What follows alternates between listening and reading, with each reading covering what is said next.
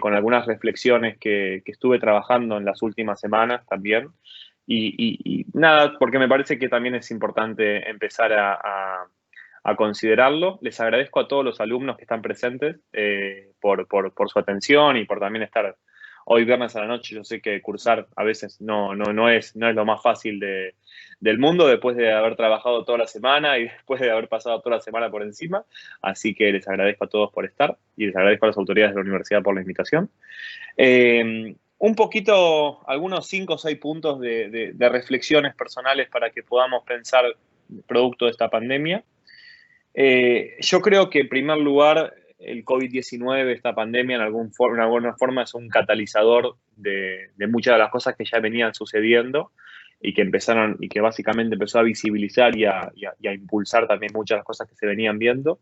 Yo creo que la evolución tecnológica fue impulsada en enorme medida por esta pandemia que estamos atravesando y muchas de las cosas que ya venían sucediendo se empiezan a visibilizar aún más.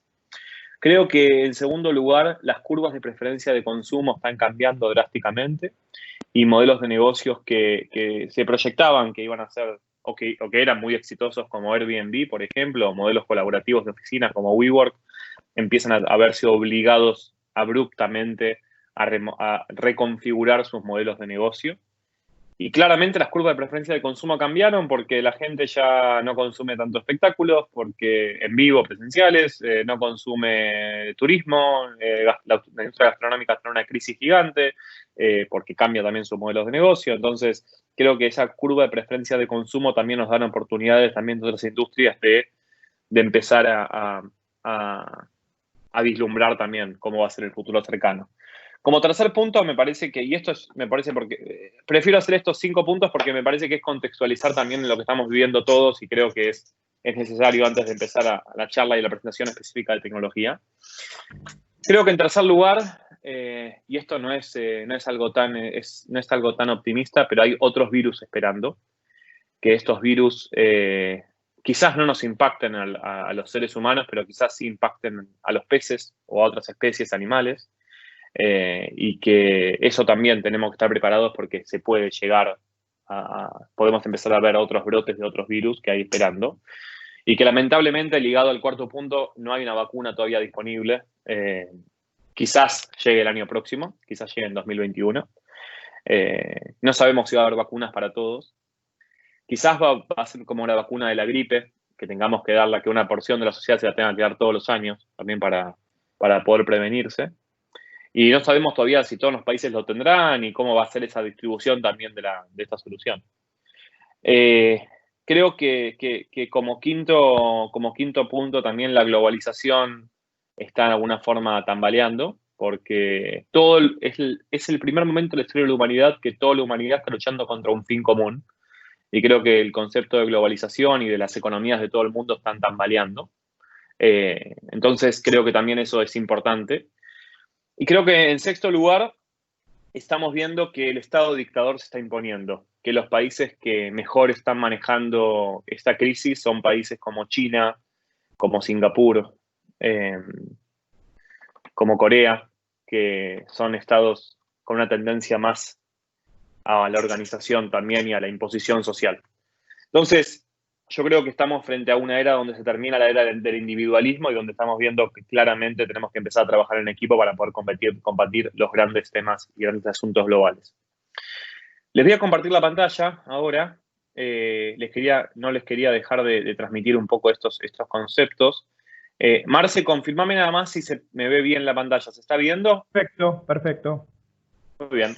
Entonces, como comentó un poco Marcelo, yo soy gerente de marketing para América Latina, una empresa que se llama Mytronics, que es una empresa que se dedica a producir robots que limpian piscinas de natación. Soy docente e investigador de la Fundación WADE y de la Universidad Austral, también como docente de la Austral en todo lo que es posgrado. Soy conferencista sobre tecnologías emergentes y exponenciales desde el año 2014. Trabajé mucho en lo que es la divulgación tecnológica y también como emprendedor en tecnologías emergentes. Y en 2016 tuve la suerte de poder complementar estudios y participar en programas ejecutivos en Estados Unidos también, sobre todo lo que es tecnologías emergentes. Y como comentaron ambos Marcelos, en marzo edité mi primer libro, 7R, que lo tengo por acá, que busca ser un manual para empezar a comprender el impacto social y económico que producen las tecnologías emergentes. Entonces, la agenda de hoy, para un poco ordenarnos, está dividida en 6 puntos. Vamos a hablar un poco, hacer un breve repaso de la industria tecnológica. Vamos a hacer una introducción al concepto de tecnologías disruptivas. Vamos a hablar acerca del escenario mundial de la innovación exponencial. Vamos a hablar un poco acerca del caso de la inteligencia artificial y el aprendizaje de las máquinas. Y vamos a hablar de casos de responsabilidad ética producto de la tecnología. En los últimos años estuve trabajando mucho en lo que son el impacto de la sociología y la filosofía sobre las tecnologías exponenciales, o de alguna forma contextualizar desde la sociología el mundo actual el cual estamos viviendo. Entonces, esa es un poquito la agenda de hoy. Como comentó Marcelo, los invito a dejar preguntas en el chat o en el tag de preguntas y respuestas que tengan acá en Teams. Después vamos a hacer una pequeña ronda de preguntas y respuestas. Y para después, los que me quieran seguir o quieran hacer una consulta en particular, si no llegamos a tiempo hoy, todas mis redes son Joan Zweig, Joan con O y CWA y latina cada kilo, así que cualquiera después me puede escribir por cualquiera de las redes, trato de responder siempre. Así que, para empezar, les voy a pedir a todos, vamos a hacer una conferencia interactiva, así que les pido por favor que ingresen con su teléfono celular o mismo en la computadora con otra pestaña a la página web www.menti.com www.menti.com y coloquen el código 39417. 39417. Deberían ver la misma diapositiva que estoy viendo yo, 39417, y para confirmarme me pueden mandar un like en esa diapositiva a ver si están funcionando. Todavía ahí están volando los likes, muy bien. Nada más para poder chequear que esté funcionando bien. Para los que no pudieron ingresar, la página web es www.menti.com 39417. Así que dejen su teléfono celular o su pestaña en aparte y vamos en algunos momentos, les voy a pedir interacción para poder ver unas cosas. Y además de eso, tienen la diapositiva que estoy pasando, entonces si a alguno les interesa, automáticamente puede sacar captura o lo que desee. Vamos a arrancar con un breve repaso tecnológico.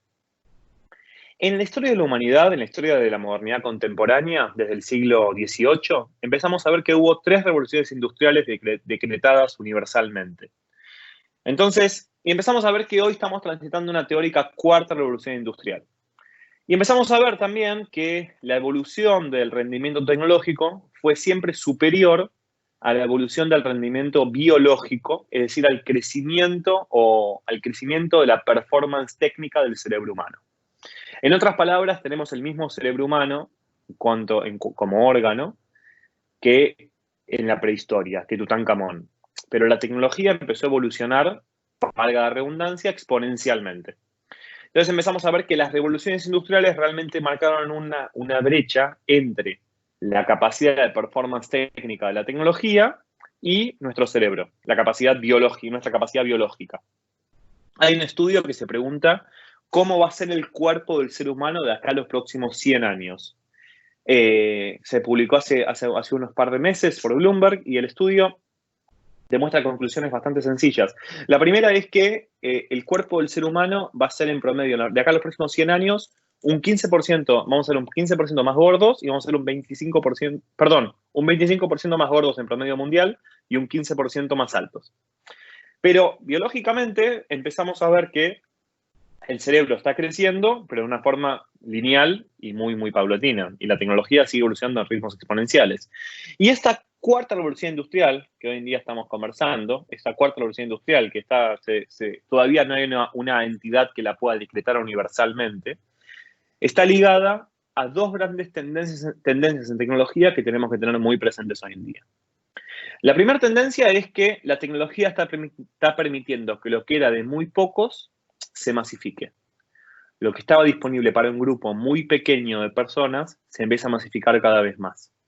Y la segunda gran tendencia es que la tecnología está permitiendo cada vez más empezar a masificar o democratizar la producción. Es decir, nos permite producir cada vez más cosas.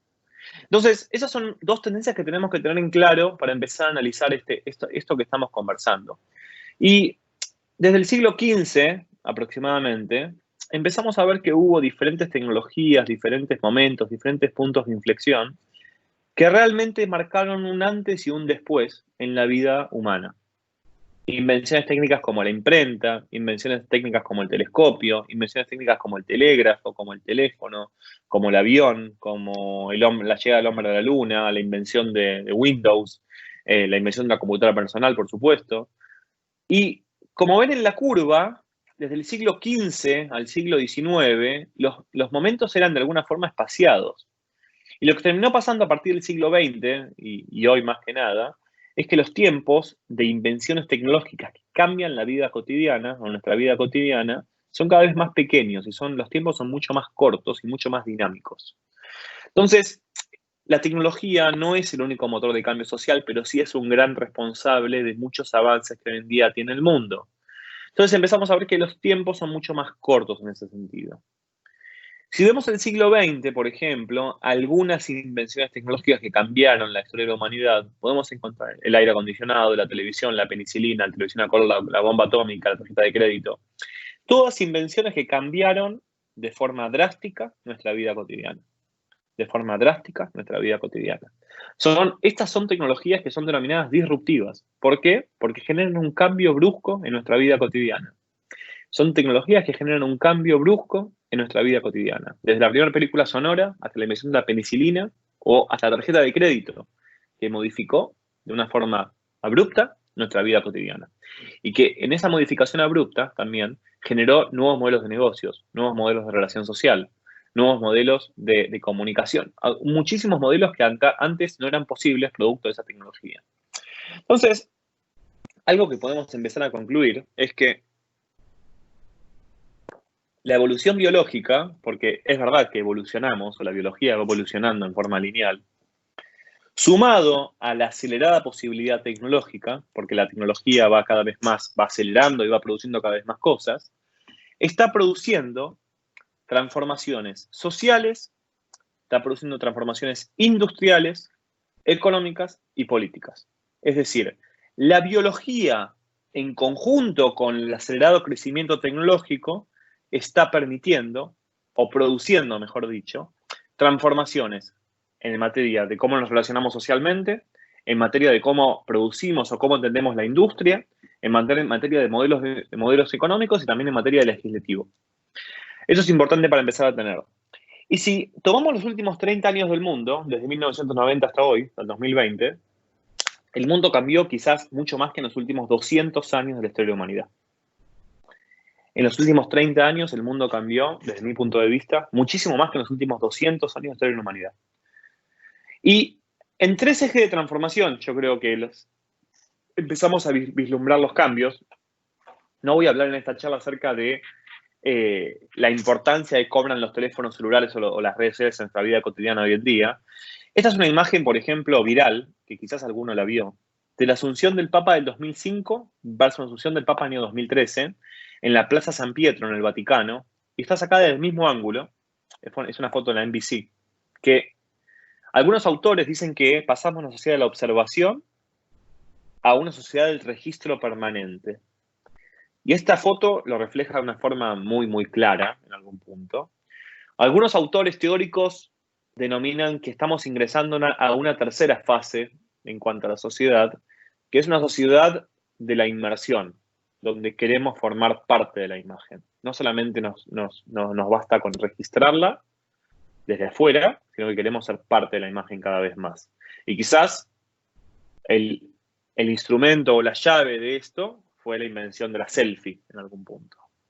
Entonces, a ver, según su punto de vista, ¿cuántas veces en promedio un millennial desbloquea su celular por día? ¿Cuántas veces un millennial, una persona nacida entre el año 90 o 87, creo que técnicamente, hasta el año 2000, si no me equivoco, 2007, cuántas veces desbloquea su celular por día, en promedio? Hay 2 votos y somos como 40 personas, más o menos. Así que necesitamos una muestra más grande. Así que los animo a votar. Los que no pudieron ingresar todavía es www.menti.com y el código es 39417. Ahí la tendencia va empezando a ser clara. Nos faltan mucho más votos, así que los invito, por favor, a los que todavía no pudieron ingresar, a ingresar a la plataforma y votar. Ahí si para el que llegó tarde no le repetís el Mentimeter y el código para que ingresen. Sí. Lo tienen igual acá en pantalla, pero es www.menti.com y el código es 39417. Y la pregunta es, desde su punto de vista, ¿cuántas veces creen que desbloquea en promedio un millennial su celular por día? 39417. Bueno, la tendencia es, la mayoría indica más de 100. Les comunico que ahora en época de COVID-19, el promedio mundial de desbloqueo de teléfonos celulares por parte de millennials asciende a 180 veces por día. 180 veces cada 24 horas. Así que la gran mayoría estuvo en lo correcto en ese sentido. Y eso es válido también, es bastante válido acá en Argentina. En materia industrial, empezamos a ver dos tendencias claras en los últimos 30 años. Empezamos a ver una tendencia clara al potencial de las energías renovables, porque en los últimos 10 años, por ejemplo, el costo de la energía solar se redujo hasta un 80%. Y empezamos a ver también, y otra vez un comentario más acerca del primer eje, es que en materia de cambio climático, en materia medioambiental, disculpen el término, pero estamos de alguna forma jodidos. Estamos consumiendo en un solo planeta como si fuéramos 3. Entonces empezamos a ver que las energías renovables tienen una potencialidad una potencialidad y una aplicación real, porque no solamente es potencialidad, sino que es un hecho hoy en día de empezar a ingerir en la industria. Y en segundo lugar, empezamos a ver un creciente incremento en lo que es automatización y lo que es robótica a nivel industrial. Quizás coronado o inaugurado por la industria de manufactura de vehículos, de autos, pero eso también trasciende ya a todas las industrias. Esta ilustración que tengo puesta acá no me gusta, me gustaría cambiarla, pero porque hoy en día quizás la automatización más grande sean entornos intangibles, ¿no? Y a veces no interactuamos con robots, me imagino que el 99% de nosotros interactuamos con robots a diario, pero quizás no es consciente de eso. Y más que nada son líneas de programación. Entonces, si analizamos el siglo XX, las dos mayores disrupciones tecnológicas del siglo XX fueron estas dos. La primera, Alan Turing, que para los que no saben quién es, les recomiendo fervientemente leer su biografía o ver la película The Imitation Game. Alan Turing fue uno de los encargados, uno de los responsables de poder descifrar el código Enigma. La máquina Enigma era la máquina que usaban los nazis en la Segunda Guerra Mundial para poder comunicarse entre sí. La primera computadora electrónica para poder comunicarse entre sí. Alan Turing era un programador, un criptógrafo, que junto a un grupo de otros científicos y programadores pudieron descifrar la comunicación. Se reconoce su invención técnica en el año 2000 y se calcula que el descifrar el código Enigma salvó alrededor de 10 millones de vidas. En palabras de Alan Turing, que Alan Turing es el padre de la computación moderna o el padre de la máquina lógica y de cálculo contemporánea, que es la computadora hoy en día, en palabras de Alan Turing, la computadora personal es la primera máquina universal que potencialmente es capaz de realizar cualquier cosa. Y en segundo lugar, es decir, descentralizar el poder hacer, en otras palabras. Y en segundo lugar, empezamos a ver el desarrollo de ARPANET. ARPANET fue el primer proyecto de invención de Internet con fines bélicos, que si vemos un mapa de lo que era el pre-Internet, o el Internet prehistórico, en 1969, empezamos a ver que eran 4 o 5 universidades conectadas en el oeste de Estados Unidos. Hoy en día es muy difícil de poder sacar una foto de lo que es Internet. ¿Por qué? Por la cantidad de información que producimos consciente o inconscientemente todos los días. Entonces, eso me parece que es un punto importante para empezar a considerar en ese sentido. Y si empezamos a ver cómo impacta la tecnología en los modelos de negocio, hay un modelo, que es el modelo de 6D, de Peter Diamandis, el autor de un libro que se llama Bold, se los recomiendo también para poder investigar, que él habla que la tecnología fuerza o impulsa o obliga, en otras palabras, al surgimiento de 6D. Estas 6D están orientadas a los modelos de negocios, pero que habla básicamente que la tecnología lo que hace es digitaliza, decepciona, es la traducción como literaria, pero de alguna forma es como que genera una decepción, significa una falta de creencia o en otras palabras, una desilusión. Es decir, en algún momento llega un pico de expectativas y después genera una desilusión. Después genera una disrupción concreta, es decir, un cambio abrupto y brusco, como lo puede ser, por ejemplo, la irrupción del teléfono celular, que claramente el teléfono celular cambió de forma brusca la forma en la cual nos comunicamos. Entonces, la disrupción es esa. Después genera una desmonetización, es decir, un cambio en el modelo de negocios que usaba esa tecnología, como por ejemplo le pasó a Blockbuster. En Blockbuster uno alquilaba las películas y pagaba por cada alquiler, hasta que llegaron modelos disruptivos, modelos que generan un cambio brusco, y hoy en día nosotros no pagamos por un contenido, sino pagamos por un acceso a una galería de contenidos con plataformas que todos ustedes seguramente conocen, o mismo YouTube también. Entonces, y eso también genera una desmaterialización, porque hay un cambio de soporte. Y ese cambio de soporte, por ejemplo, hoy lo vemos en la industria de los videojuegos. Que los videojuegos, por ejemplo, son una industria que en estos momentos está transitando de ser una industria de productos a una industria de servicios. Al igual como le pasa a las películas y las series. Pasan de ser productos a ser servicios.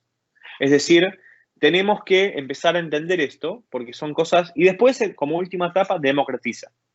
Como por ejemplo lo hizo Internet. Que hoy Internet, 65% del mundo está conectado a Internet. El otro 35% lamentablemente no tiene conexión a Internet, pero, y tiene también problemas que son claves para empezar a comprender. Pero esta democratización básicamente lo que permite es lo que hablamos al principio, es que lo que era para muy pocos empieza a masificar cada vez más. Como por ejemplo la información. Que la información se democratizó claramente. Para los que llegaron un poco más tarde, los invito a dejar preguntas después en el chat, que con Marcelo las vamos a ir respondiendo.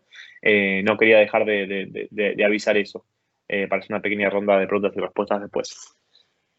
Y con esto podemos sintetizar, una primera síntesis, es que tenemos una fractura, o hay una ley de la fractura, que esta fractura se da entre el cambio tecnológico y nuestra vida real. Entre el cambio tecnológico y los cambios que se dan en materia social, los cambios que se dan en materia económico y los cambios que se dan en materia político-legislativo. En otras palabras, podemos decir que el cambio tecnológico es exponencial y el resto de nuestra vida real es una evolución un poquito más acelerada que lo lineal en algún punto. Y algunos denominan que esa brecha es la brecha de la realidad, porque hoy en día, y seguramente varios comparten conmigo, que hoy en día hay más tecnología de la que podemos consumir. O tenemos a disposición más tecnología de la que potencialmente podemos consumir, en ese sentido. Entonces son cosas que me parece que son interesantes para empezar a considerar. Y si analizamos un poco estos primeros 20 años del siglo XXI, estos 20%, vamos a ver algunas tecnologías que empiezan a imponerse y empiezan también quizás a marcar un poco cómo va a ser las próximas décadas o cómo van a ser. No sé si recuerdan el caso de Pokémon GO en julio del 2016, julio-agosto del 2016, que de repente de una semana a la otra, una técnica de la realidad aumentada, junto a una propiedad intelectual que es Pokémon, que ya tiene 30 años de historia, y de repente, de una semana a la otra, cientos de miles de personas estaban buscando Pokémones por las calles de las diferentes ciudades del país, y puesto por un algoritmo, por una computadora, porque el gobierno no lo puso eso. Y cambió drásticamente la configuración urbana. Es decir, el impacto que tuvo en las ciudades fue gigante este videojuego. Ni hablar del impacto económico, que también es otro gigante. Es decir, del impacto concreto económico. Este tipo de noticias también, que pueden pasar desapercibidas, también un poco marcan el rumbo también de lo que estamos conversando. Es una noticia de septiembre de 2018. El Apple Watch Series 4, un reloj inteligente de Apple, fue el primer dispositivo de consumo masivo o de consumidor final en recibir una aprobación por el FDA para hacer monitoreo de electrocardiogramas. ¿Qué significa esto? Que hasta septiembre de 2018, si uno quería hacerse un electrocardiograma, necesitaba un aparato médico especializado o ir a una institución hospitalaria para poder desarrollarse. Fue el primer dispositivo en poder ofrecer una funcionalidad que estaba solamente ofrecida o de alguna forma disponible en entidades hospitalarias a consumidor final, al consumidor final en forma general. Entonces, empezamos a ver cohetes y drones que se tripulan y estacionan solos también. Habrán visto lo que pasó hace muy pocas semanas con el Falcon 9 de SpaceX. Pero empezamos a hablar de que el mundo actual, tal como lo conocemos, quizás no es el único terreno que tenemos de juego. Empezamos a ver vehículos autónomos, tales así que entidades como Bloomberg o el Foro Económico Mundial empiezan a proyectar que los chicos que nazcan de ahora en más, en la gran mayoría del mundo, no van a empezar a manejar más vehículos. ¿Por qué? Por los vehículos, la presentación de vehículos semiautónomos y autónomos por completo. Entonces, y de acá a 20 años, entonces estamos pensando, ¿no? De acá a 18, 20 años. Entonces, les hago una pregunta, a ver que para saber su opinión en diferentes temas. ¿Cuál ustedes creen que van a ser la tendencia principal en vehículos en la Argentina en los próximos 10 años? ¿Cómo vamos a ir en la calle? Ahora, hoy es 3 de julio, ¿no? El 3 de julio del año 2030 salimos a la calle. ¿Qué vemos más? ¿Autos eléctricos? ¿Autos autónomos? ¿Autos compartidos o autos a combustión? Por favor, voten. Vamos a ver más autos compartidos, vamos a ver autos autónomos, vamos a ver más autos de combustión. Ahí ya vamos viendo la muestra. Súper correcto. Muy bien. Va medio peleada la tendencia, pero la principal tendencia en Argentina en los próximos 10 años siguen siendo autos a combustión. Siguen siendo autos a combustión. Pero en segundo lugar, es decir, la gran mayoría tuvo razón, pero en segundo lugar van a ser los compartidos. Vamos a empezar a ver una tendencia en países como América Latina de un incremento de uso de vehículos compartidos, que ahora en época de pandemia esto puede parecer un poco raro, pero que todas las empresas de manufactura automotriz empiezan a cambiar su modelo de negocios para los vehículos bajo demanda. Entonces, sin lugar a dudas, la tendencia a futuro, a mediano y a largo plazo, van a ser vehículos cada vez más autónomos, compartidos y eléctricos.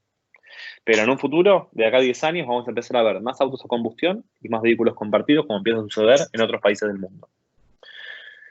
Y empezamos a ver también dinero que se gobierna a sí mismo en los últimos años. Empezamos a ver que tecnologías como blockchain, criptomonedas, Bitcoin, etcétera, etcétera, etcétera, empiezan a ofrecernos otras tecnologías para poder manejar nuestro dinero y también y gobernar a este dinero. Entonces, a ver, otra pregunta para ustedes, por favor.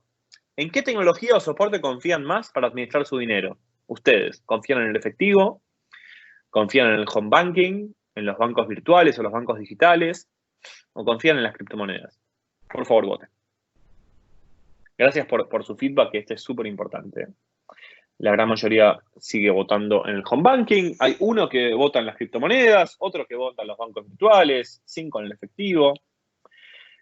Y yo voy a hacer un par de comentarios respecto a esto, pero porque, a ver, el home banking, los bancos, son empresas tecnológicas. Es decir, hay un estudio que se pregunta qué pasa si todos nosotros vamos a tratar de retirar la plata que tenemos en el home banking en el mismo día. Y los bancos probablemente nos van a poder dar el 10% de lo que tenemos, lo que figura ahí, porque son todas líneas de programación, entonces que dicen que Joan tiene 10 pesos y le pasa a Marcelo 10 pesos. Son todas líneas de programación en ese sentido.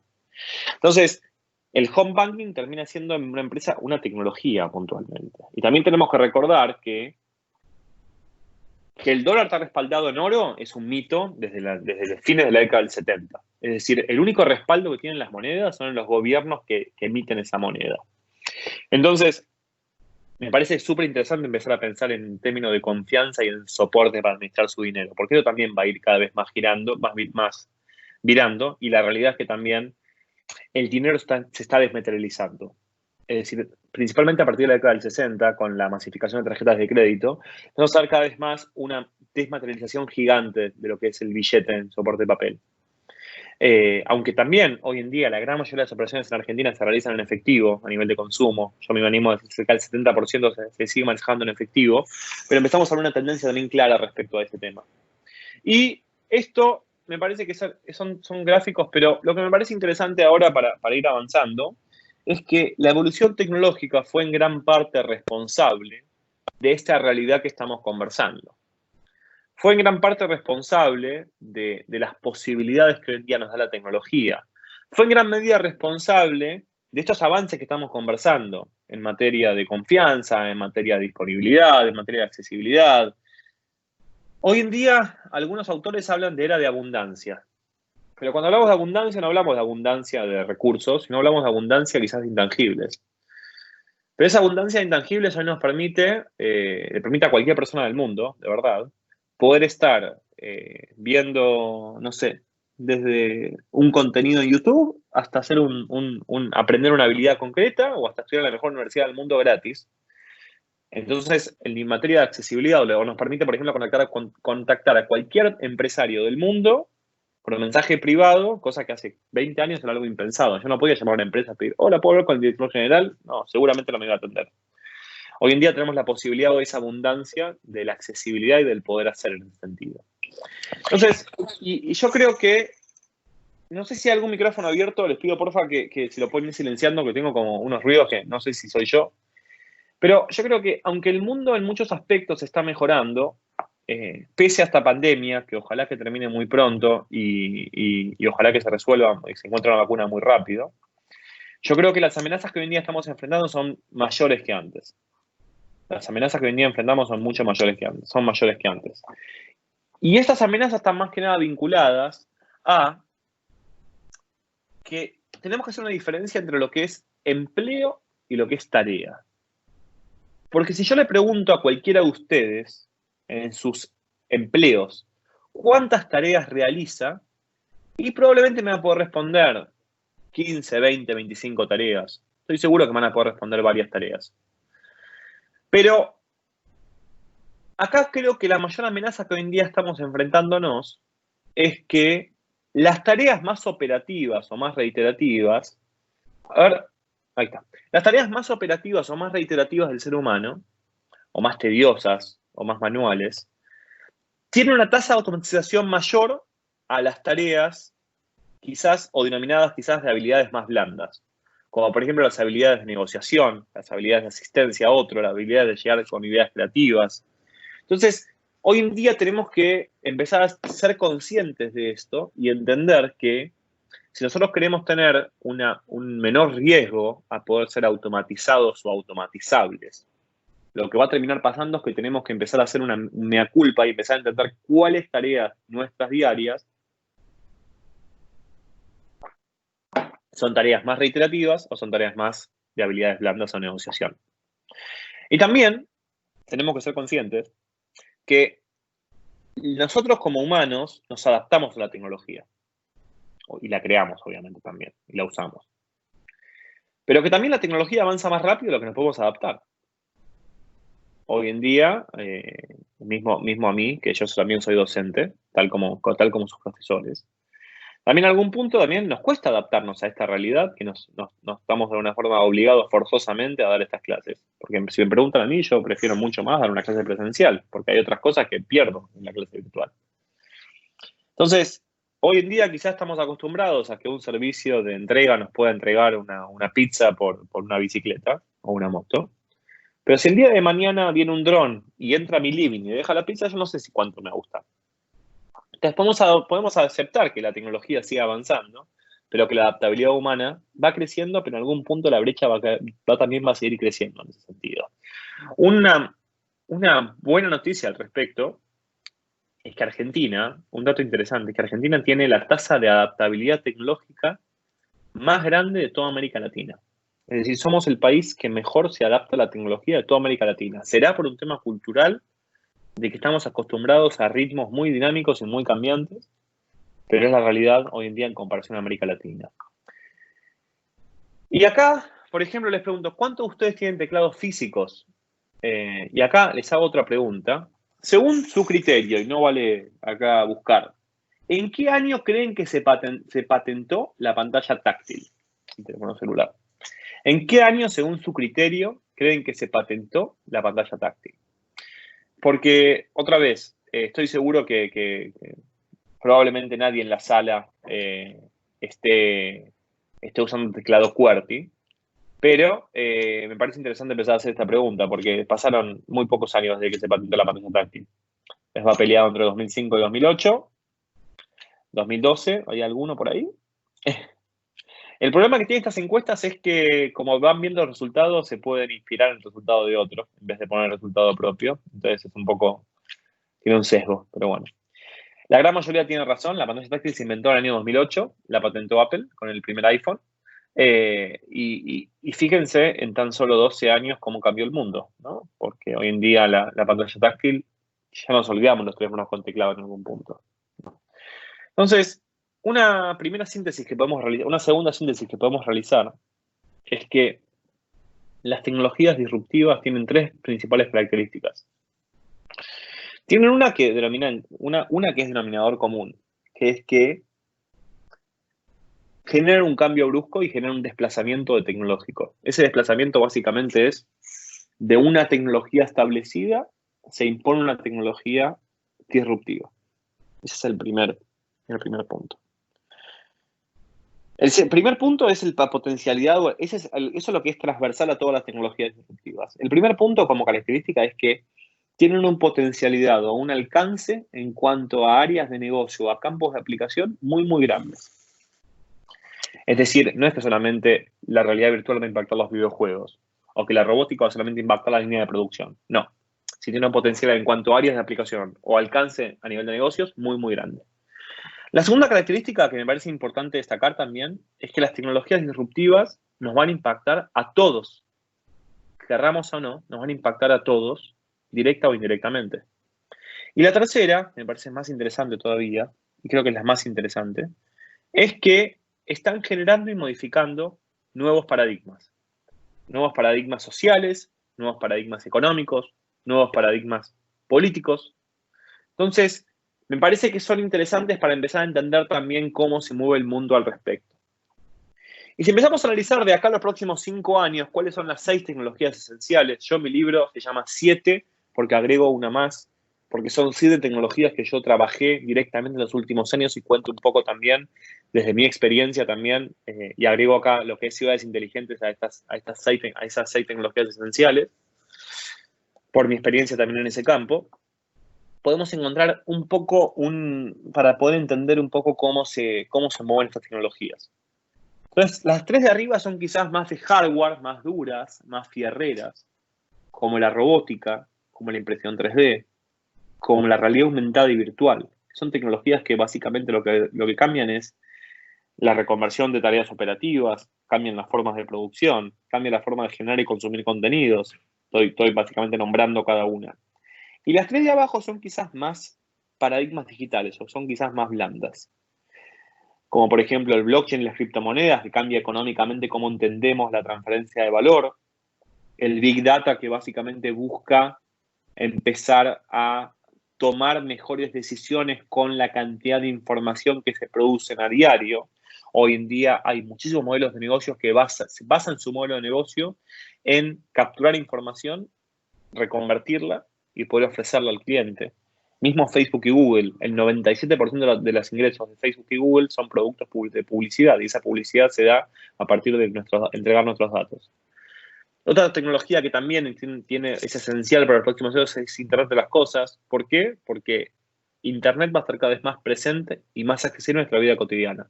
Es una realidad eso. Entonces tenemos que empezar a considerar también esta capacidad también de Internet de estar cada vez más presente en otros entornos. Entonces, empezamos a ver este tipo de rubros y me gustaría hacerles una pregunta breve. ¿Cuál de estas tecnologías ustedes creen que tendrá más impacto en su profesión en los próximos 5 años? En su profesión, que en el caso, según lo que me comentó Marcelo, es el comercio internacional. Quizás alguno también trabaja o quiere dedicarse a otra cosa, pero me interesa también entender ¿qué tecnologías ustedes creen que va a tener más impacto en el comercio internacional en los próximos años? Y otra vez, traten de no mirar lo que vota el resto, porque son análisis interesantes para empezar a hacer.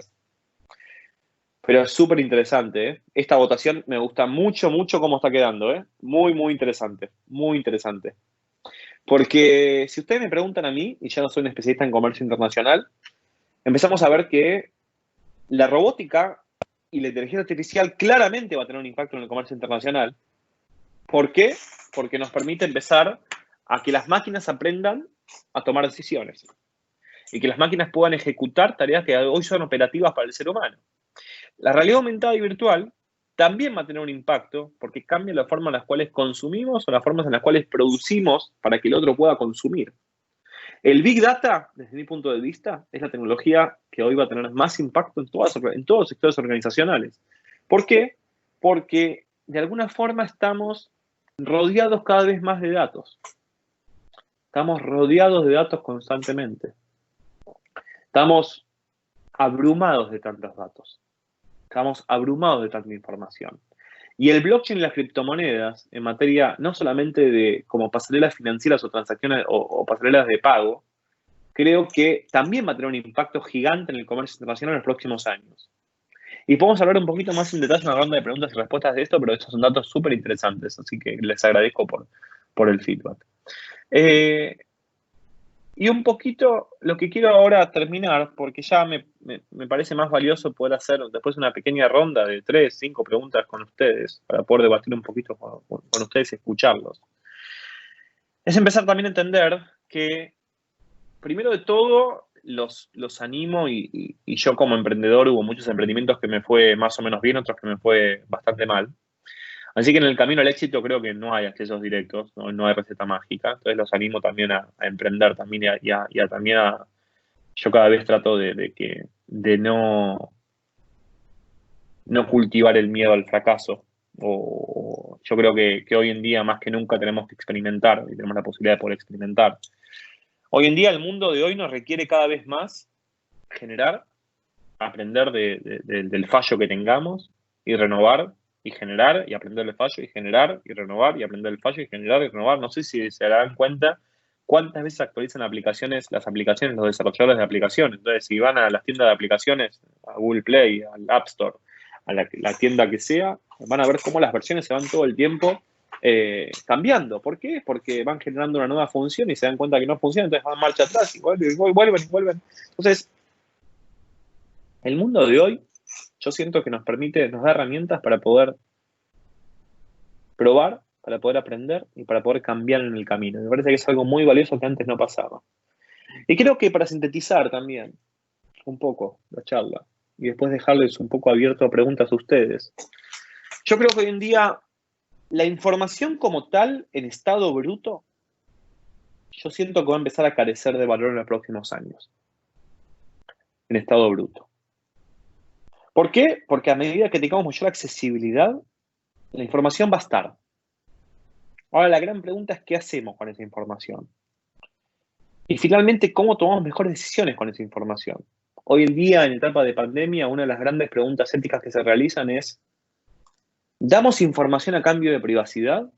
Michel Foucault decía que la última instancia de la vigilancia es la vigilancia sobre los cuerpos, sobre nuestros cuerpos biológicos, o la vigilancia de los cuerpos. Entonces, si los gobiernos empiezan a recaudar información biológica en masa, ¿no estaremos tomando un camino equivocado para los próximos años en cuanto a la privacidad personal nuestra?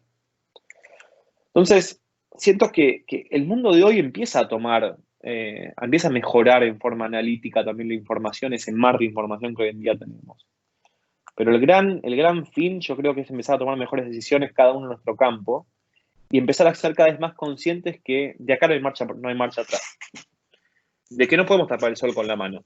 De que eso es una realidad y que tenemos que empezar a tomar la tecnología de forma crítica y de forma consciente. Porque es otra vez, algunos dirán o innovamos o quedamos fuera de juego en algún punto. Y la realidad, porque no diría desventaja, porque algunos la pueden tomar como ventaja, otro como desventaja, es que el mundo de hoy se mueve muy rápido. Y las reglas de hoy se mueven extremadamente rápido. Y es un mundo donde no tenemos mucha certidumbre. Nos falta mucha certidumbre. Entonces, creo que los animo un poco a seguir un poco experimentando esto. Y a mí me gusta terminar la conferencia con esta frase de Isaac Asimov. Isaac Asimov, para el que no lo conoce, es un autor de ciencia ficción que en 1950, después de la Segunda Guerra Mundial, dijo lo siguiente.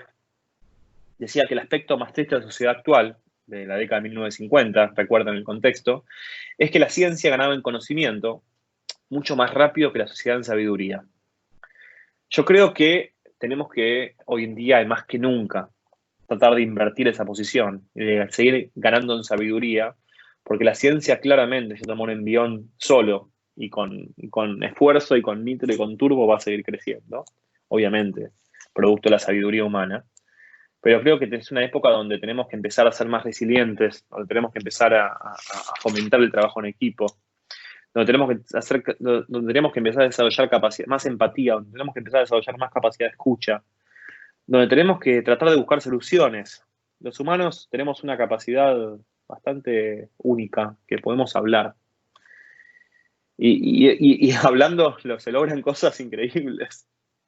Y yo creo que se cierra el ciclo del individualismo y donde estamos entrando en un ciclo donde estamos en una era de mayor empatía en ese punto. Y creo que el COVID básicamente empieza a fomentar eso. Así que les dejo mis redes sociales, los que me quieran seguir, en Twitter, Instagram, LinkedIn y mi mail personal. Los que quieran seguirme, los invito a seguirme. Espero haberles dado un pantallazo acerca de la industria tecnológica y de la innovación disruptiva y la idea de la charla es que te lleven más preguntas que respuestas. Y un poco, yo me quedo más que conforme con que se hayan quedado 2 o 3 conceptos de esta charla y puedan empezar a aplicarlo en sus carreras o en su vida personal y empezar a concebir esto. Así que les agradezco a todos por la atención y dejo de compartir pantalla para empezar a hacer el ciclo de preguntas y respuestas. Gracias a todos.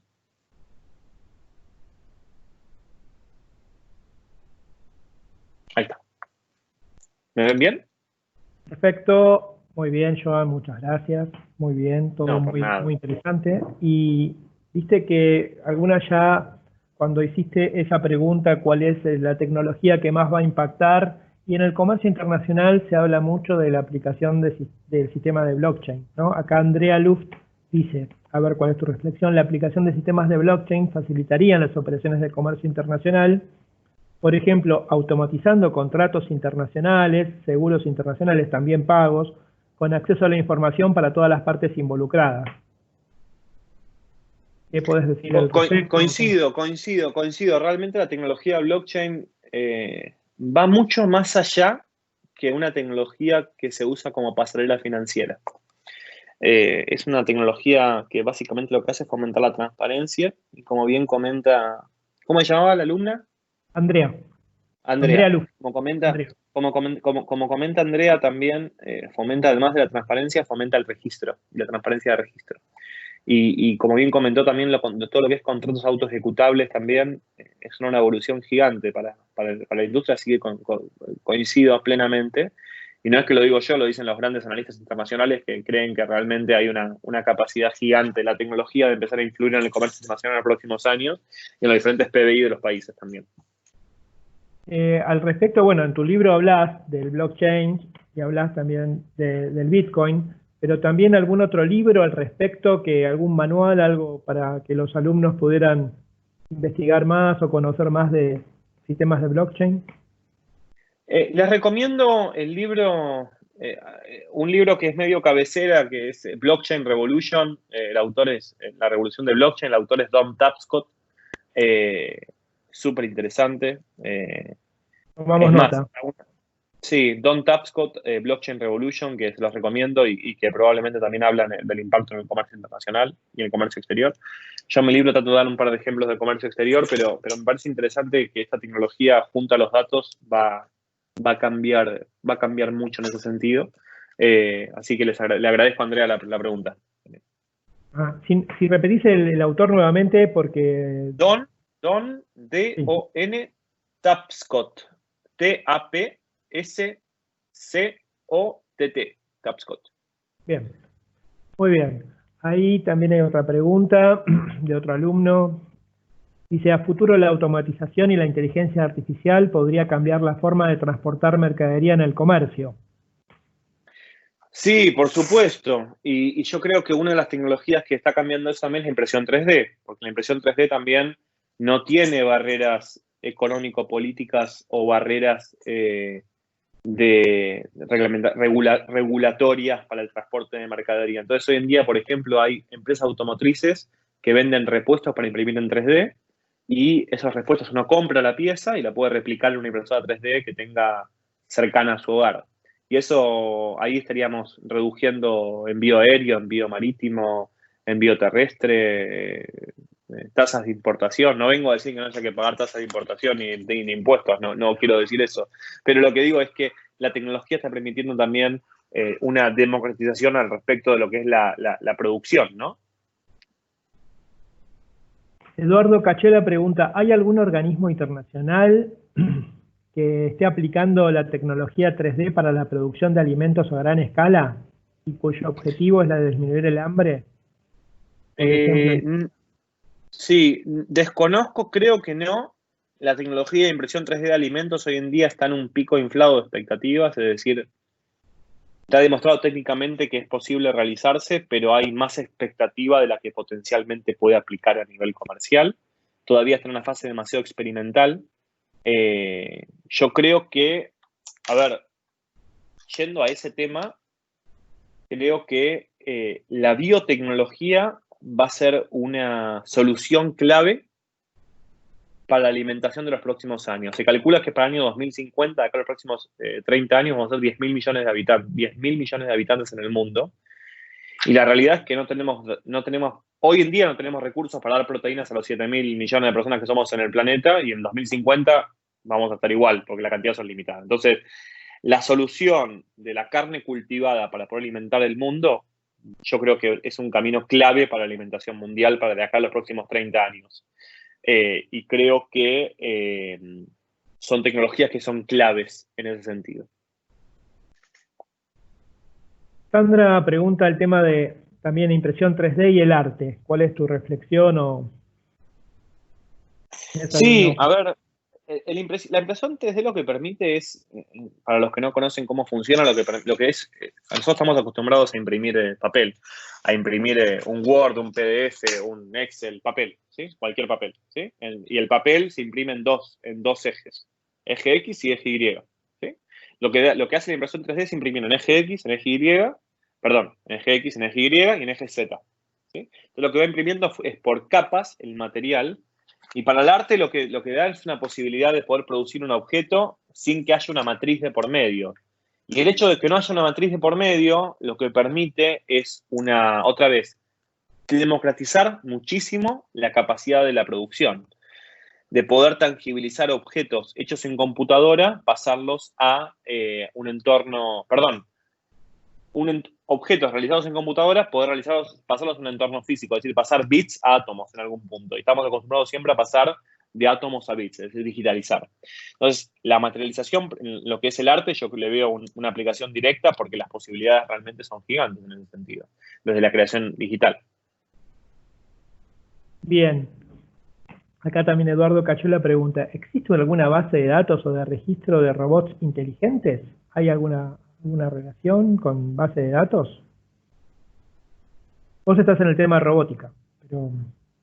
Sí. Hoy, a ver, lo que pasa hoy en día es que, no sé si entendí bien la pregunta, pero no hay estudios no hay un censo de robots en el mundo. No hay un censo de robots. Eso, el que lo quiera emprender es un muy buen negocio. Porque no hay un estudio que cense la cantidad de robots. Tampoco bases de datos de robots inteligentes. No, hay bases de datos de programas informáticos para robots de código abierto, entonces que le permiten cada uno darle funcionalidades a robots. Yo estoy en el campo de la robótica residencial y de servicio. Se calcula que en el mundo hay aproximadamente 100 millones de robots domésticos en hogares, 100 millones de robots domésticos en hogares, robots que pueden servir de aspiradora, de limpiar la ventana, de seguridad, de cortar el pasto, de limpiar la pileta, de robots de vigilancia, robots de diferente naturaleza.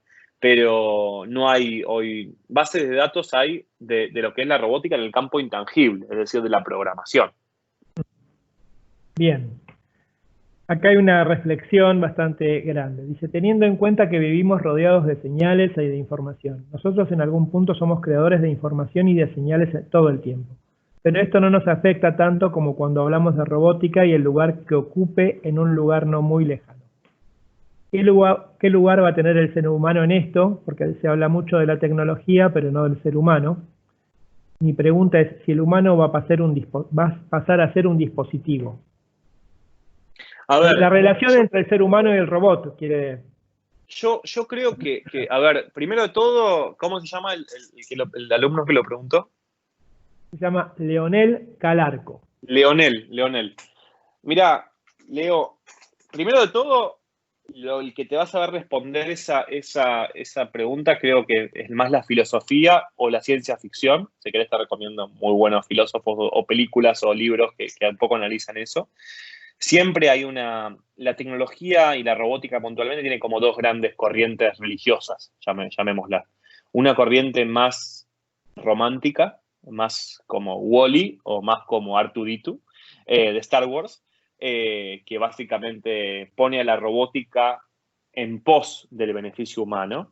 Y está la corriente más apocalíptica, diría Humberto Eco, que es la corriente más de Terminator, ¿no? Como que nos va a terminar la tecnología reemplazando y desplazando a todo el mundo, ¿no? Entonces, yo de verdad soy muy crítico a eso y siento que el futuro va a terminar siendo humano. Y que la gran pregunta que tenemos que hacernos con la robótica es qué habilidades tenemos que empezar a aprender para poder convivir con máquinas más inteligentes. Y la convivencia con máquinas más inteligentes no nos hace más estúpidos. La convivencia con máquinas más inteligentes lo que nos hace es, de alguna forma, yo siento, nos hace más aprovechar mejor las capacidades que tiene el ser humano, que todavía la robótica no lo puede hacer. Entonces, hay cosas que todavía la robótica no puede hacer. La robótica siempre es binaria, siempre 1 más 1 es igual 2. Entonces, en ese sentido, son como una pequeña reflexión y yo creo que el futuro va a terminar siendo humano. Y que como humanos tenemos que estar preparados a hacer nuestras preguntas, como bien la hace Leonel, para tener una mayor empatía frente al avance tecnológico, que lo vamos teniendo cada día más, pero siento que va a seguir creciendo cada vez más. Y Joan, ¿cuáles serían esas habilidades? En general te dije que tenemos un auditorio que es joven. ¿Qué habilidades te parece que tendríamos que desarrollar, o los más jóvenes tendrían que fundamentalmente desarrollar para convivir en ese futuro? Yo creo a ver, creo que el mundo del futuro va a requerir dos cosas. Va a requerir, por un lado, muchos profesionales de ciencias duras que comprendan el mundo de las ciencias más duras o más fundamentales, como es la biología, como es la física, como es la matemática, como son las biociencias, la bioinformática, la biotecnología, ciencias quizás más duras. Y por otro lado, va a necesitar también muchas ciencias más blandas. Muchos psicólogos, muchos sociólogos. Quizás el profesional del comercio exterior en los próximos años quizás no va a ser valorado por su grado de conocimiento técnico de manual de las reglamentaciones vigentes en un país o a nivel internacional. Yo creo que va a ser más valorado por su capacidad de interpretación y su capacidad de adaptabilidad a nuevas variables producto de la tecnología. Porque la información ya va a estar. La gran pregunta es, ¿qué hacemos con esa información? ¿O cómo la interpretamos para tomar mejores decisiones? Entonces, yo siento que las habilidades que tenemos que empezar a fomentar cada vez más, obviamente y sin desmerecer, porque yo soy un fiel creyente, como dije al principio, del estudio constante y de cada vez más, de tratar de aprender cada vez más, yo siento que tenemos que empezar a desarrollar mejor capacidades de escucha, mejor capacidades de empatía, mejor capacidades de liderazgo, mejor capacidades de relacionamiento social, mejor capacidades de algún punto de sensibilidad humana, desarrollar la sensibilidad humana, porque otra vez, muchas veces somos en algún punto ciegos, pero somos ciegos no porque tengamos una ceguera biológica, somos ciegos porque juzgamos demasiado rápido las cosas. Entonces yo siento que un poco quizás las denominadas habilidades blandas van a ser muy requeridas en un futuro cercano también, obviamente con el conocimiento técnico para poder ser avaladas en algún punto. No sé si Marcelo, si voy respondiendo un poco a las preguntas, pero creo que Sí, por es supuesto. una Y visión.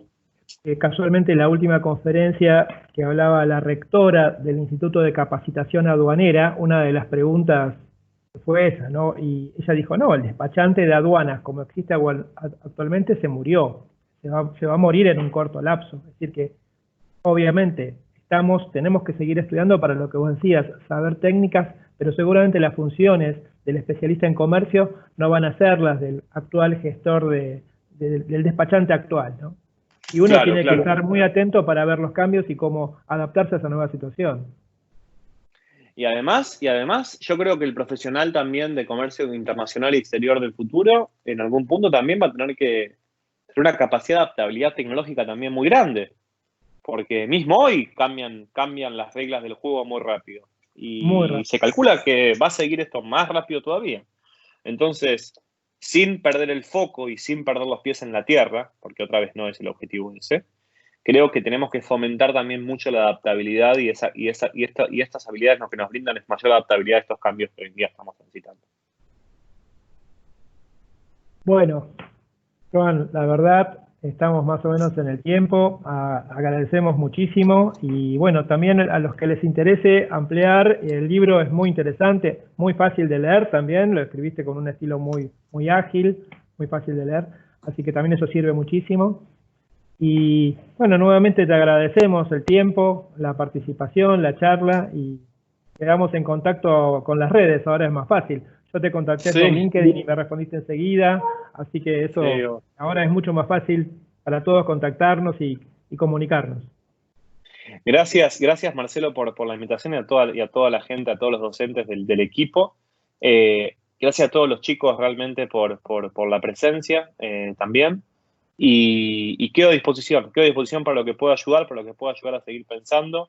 Si cualquiera de ustedes, de los chicos, quieren contactarme, me pueden ubicar, trato de contestar todo y quedo a disposición. Así que les mando un abrazo grande a todos. Ojalá que cuando termine esto lo podamos hacer en forma presencial, que es bastante distinto, sin poder verlos, es como otra experiencia. Así que a disposición para todo lo que pueda ayudar y para todo lo que pueda colaborar. Y así que gracias por la invitación y quedamos en contacto. Bueno, mucha suerte en el MBA y que te vaya bien, ¿no? Que puedas terminar bien. Gracias, Marce, gracias. Gracias, Joan. Dale, un abrazo. Chao. Hasta luego.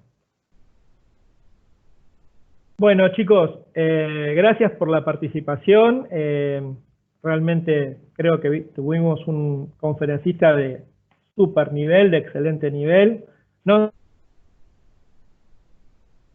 se pasó, pero la editorial hizo una selección de los 20 jóvenes como más brillantes, hizo la Asamblea del Futuro, no lo dije y ahí también lo había leído, y está designado Joan como uno de los 20 integrantes de esa Asamblea del Futuro. Realmente, bueno, se me pasó, justo a la que cortó me acordé, pero si no para preguntarle, porque realmente también va a colaborar en el diario Perfil de los domingos y va a participar así en reuniones de decisión sobre temas tan importantes como estos que nos cambian las cosas, las reglas del juego todo el tiempo y hay que estar pensando, tener un chip muy atento para no quedar totalmente desactualizado.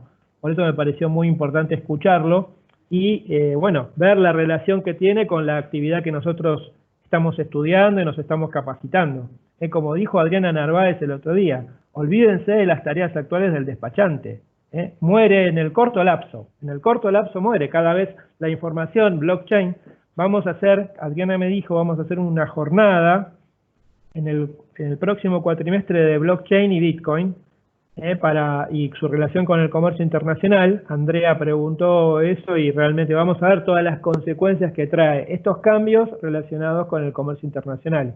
En cuanto a la sistematización, la informatización, que va a ser necesario seguramente muchas menos personas, sí tener ciertas habilidades de asesoramiento, de saber cómo manejarse, de pensar nuevas oportunidades de mercado, pero tal vez tenés una impresora 3D si haces lo que necesitas ahora acá, o va a haber seguramente también muchísima más facilidad y mayor acceso a través de los nuevos sistemas de comercio internacional.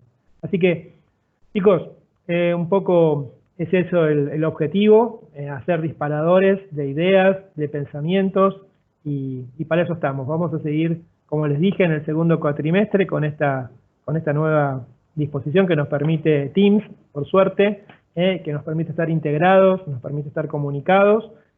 Y bueno, quedamos ahora, tengan mucha suerte en los exámenes, para los que tienen que dar exámenes, o evaluaciones, como les decimos.